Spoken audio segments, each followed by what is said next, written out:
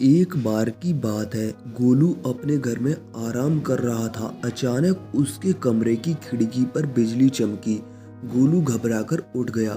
उसने देखा कि खिड़की के पास एक बुढ़िया हवा में उड़ रही थी। बुढ़िया खिड़की के पास आई और बोली, गोलू, तुम एक अच्छे लड़के हो, इसीलिए मैं तुम्हें कुछ देना चाहती हूँ। गोलू यह सुनकर बहुत खुश हुआ। बुढ़िया ने गोलू को एक छड़ी देते हुए कहा, गोलू, ये जादुई छड़ी है। तुम इसे जिस किसी भी चीज की तरफ मोड़कर 2 बार घुमाओगे, वह चीज गायब हो जाएगी।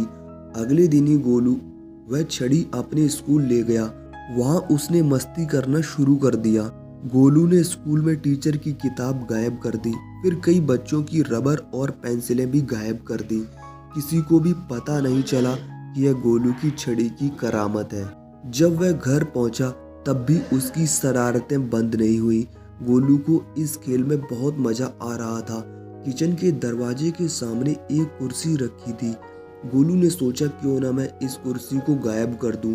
जैसे ही उसने छड़ी घुमाई, वैसे ही गोलू की माँ किचन से बाहर निकलकर कुर्सी के सामने से गुजरी और कुर्सी की जगह गोलू की माँ गायब हो गई।